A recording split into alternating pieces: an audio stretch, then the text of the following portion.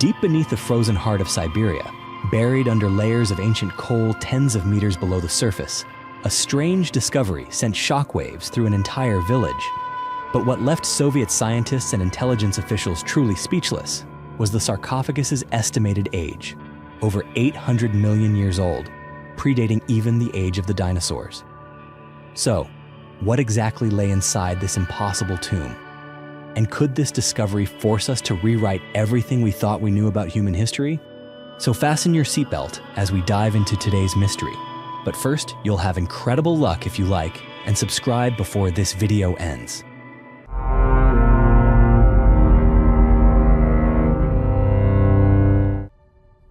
On an autumn morning, September 5th, 1969, in a remote village called Rzhavchik, tucked deep within the Siberian expanse of the former Soviet Union, a single event unfolded that would unsettle anyone who heard of it. For the local villagers, it was just another ordinary workday. But for history, it marked a moment when something emerged, something that modern humanity had never dared to imagine. Inside an old coal mine, more than 70 meters beneath the surface, a group of miners toiled in the dark, surrounded by rock dust and the dim rhythm of their labor. The steady clinks of pickaxes striking stone echoed in repetition. But then, a different sound pierced through that monotony. One of the miners stopped. Wiping the sweat from his brow, he bent down and began brushing away the loose dirt around the spot he had just struck. Not long after, a smooth surface began to emerge. Not coal, not natural rock, but something else entirely. It appeared to be a crafted material, deliberately shaped by some unknown hand. With the help of his fellow workers, they kept digging into the strange wall until a hollow space revealed itself. The chamber bore no trace of prior human presence. The air within was thick, frigid, and saturated with a scent that defied explanation. When their flashlights cast beams across the stone walls, the men froze in silence at the surreal scene now laid bare before them. A sarcophagus of marble, nearly 3 meters in length and about 1 meter high, lay before them, its intricate carving so precise that none could believe it was the product of human hands from the industrial age.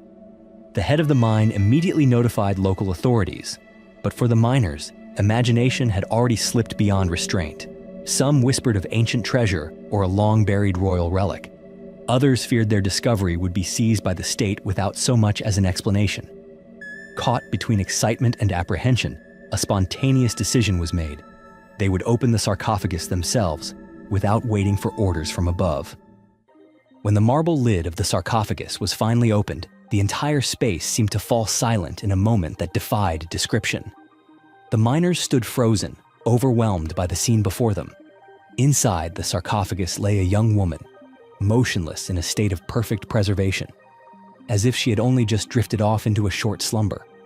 Her beauty did not conform to modern standards, but instead radiated an ancient, pure, and almost mythical allure. Her skin was impossibly pale, whiter than even those afflicted with albinism, and flawlessly smooth without a single blemish.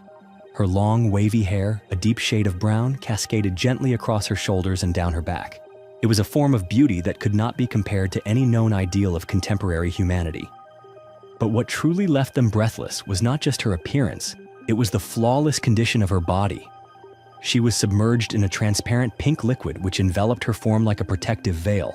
Also resting within the sarcophagus, beside her head, was a mysterious object, a small black metal box, sleek and compact, bearing no recognizable marks of any known technology. At the time, in 1969, no one could fathom what function this device might serve. But many years later, as smartphones became a reality, those who had once witnessed this discovery began to realize the object bore an uncanny resemblance in size and shape to a high-tech communication device. The dress the woman wore was made of an extremely delicate white fabric, nearly transparent, yet astonishingly, it had not decayed over time. Some researchers later asserted that they could not identify any technique or material capable of replicating such fabric. Faced with the lifelike appearance of the woman and the inexplicable elements surrounding her, the villagers began to refer to her with a name both reverent and noble.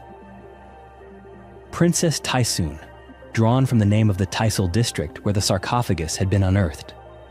No one knew who she was, where she came from, or to which era she belonged, but all were in agreement. She was not an ordinary figure from human history. Within just a few days, the entire area surrounding the mine was placed under strict lockdown.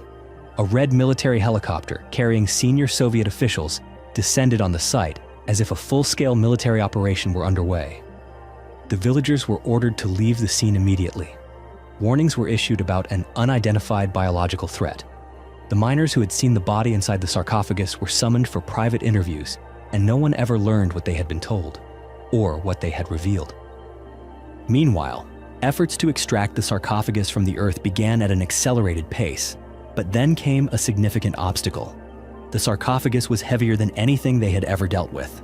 No available equipment, including the helicopter, was capable of lifting the massive marble block, especially with the quantity of pink liquid still encasing the body inside.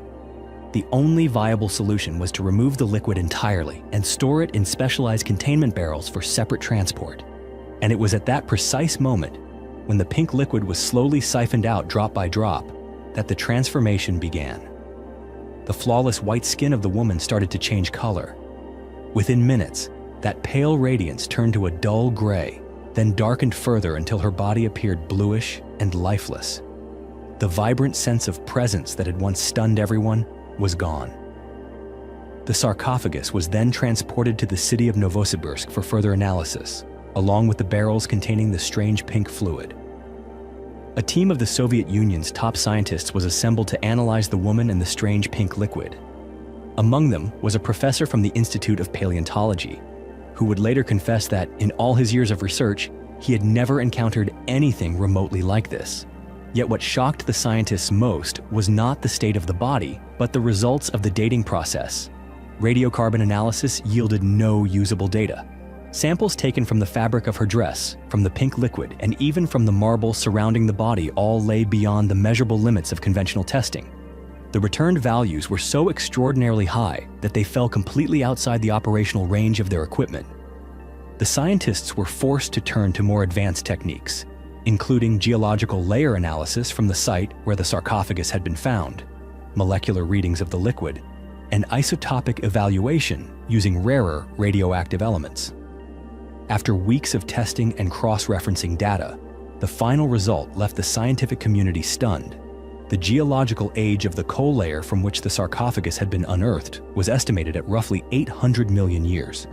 That figure did not just surpass all of human history, it predated the existence of any known complex life on Earth.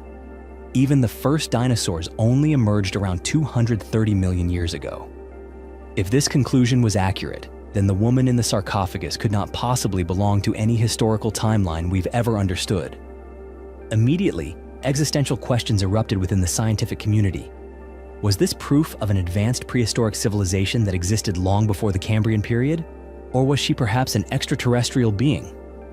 If the discovery of the marble sarcophagus and the body of the mysterious woman had left the village of Rzhavchik stunned, then what followed in the months and years after would plunge it into fear and confusion. The miner who first uncovered the sarcophagus died in what was officially deemed a bizarre traffic accident. Known to be a careful and responsible man with no history of drinking, the investigation report nonetheless claimed he had been driving his motorcycle under the influence when he collided with a truck on a village road. His family rejected this explanation entirely. They said he had changed after returning from the mine, startling awake in the middle of the night, gripped by a fear he couldn't put into words. But that was only the beginning of what would become a long string of tragedies. Just weeks later, another miner suddenly vanished in the forest. His body was found on the riverbank, curled in on itself as if from acute hypothermia, despite the weather being far from cold that day. Whispers began to circulate among the villagers.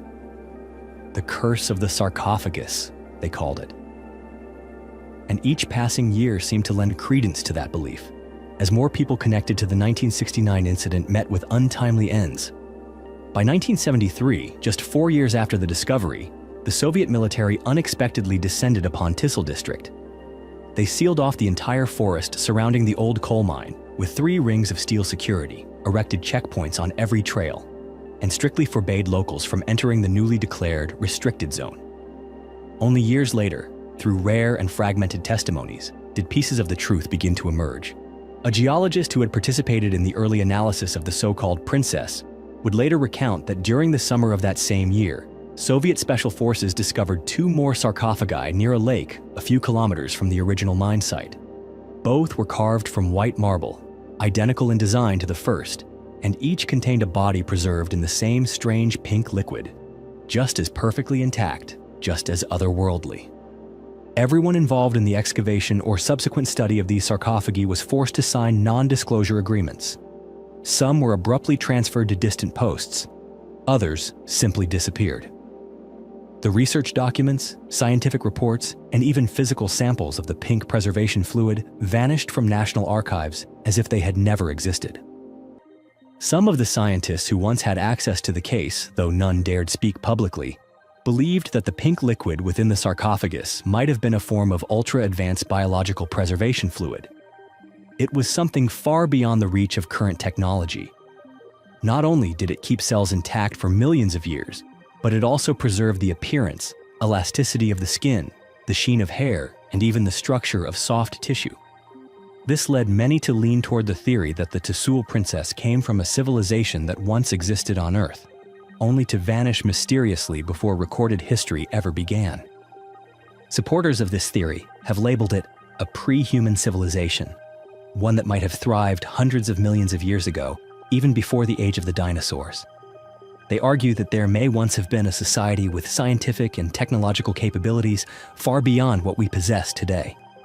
A more radical theory suggested that the princess did not come from Earth at all. Her pearl-white skin was believed to be an adaptive response to a world with lower light levels, perhaps a planet farther from its sun. The sarcophagus and the preservation fluid, then, might not be ancient terrestrial artifacts at all, but rather products of extraterrestrial technology. This theory gained further traction when compared to the controversial yet increasingly discussed ancient astronaut hypothesis. According to this line of thought, the Tsul princess could have been a member of an interstellar expedition, someone who crash-landed on this planet during a disaster whose cause remains unknown. Her sarcophagus, in this view, was a kind of cryogenic chamber where time was nearly frozen to sustain life indefinitely. But if that were true, one question remains unanswered. Why has she not awakened? Today, near the site of the old coal mine, a simple granite memorial stone has been quietly erected. Etched into its face are the words, "In 1969, at this site, a young woman was discovered lying within a marble sarcophagus, dated to hundreds of millions of years ago." If today's story made you pause, even for a moment, to reflect on the mysteries that lie beyond human understanding, don't hesitate to share your thoughts in the comments below. And if you'd like to keep following us on this journey through forgotten history and untold stories, be sure to subscribe and turn on notifications. We'll see you in the next video.